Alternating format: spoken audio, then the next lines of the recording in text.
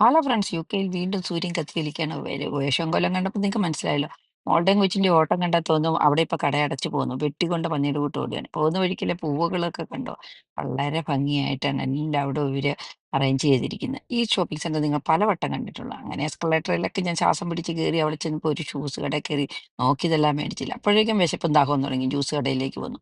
അവിടെ വന്ന് ഞങ്ങൾ ഓരോ ടഹീറ്റി ജ്യൂസ് കുടിച്ചു. പേര് കേട്ടാൽ നാക്കൊളുക്കും, പക്ഷെ ചുമ്മാ പാഷൻ ഫ്രൂട്ടും മാംഗോയും നാരങ്ങയും ജിഞ്ചറും ഒക്കെ കൂടി ഇട്ട ഒരു ജ്യൂസ്. പിന്നെ ഇതൊരു പറ്റിയൊരു പ്രസ്ഥാനം. ഇവിടെ പൈസ കൊടുക്കണമെങ്കിൽ തറുവേട് വെണ്ണീറാവും. അതൊക്കെ കഴിഞ്ഞിട്ട് ഞങ്ങൾ ഏഷ്യൻ ഫേവറേറ്റ്സിലേക്ക് പോയി കേട്ടോ. ഒരു പുതിയ കടയാണ്.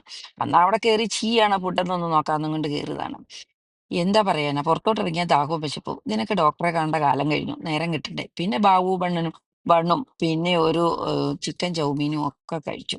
അതൊക്കെ കഴിഞ്ഞപ്പോഴാണ് ഓർക്കുന്നത് കിക്കോയില് ഇപ്പൊ സെയില്. എന്നാ പിന്നെ അങ്ങോട്ട് തന്നെ വിട്ടേക്കാം.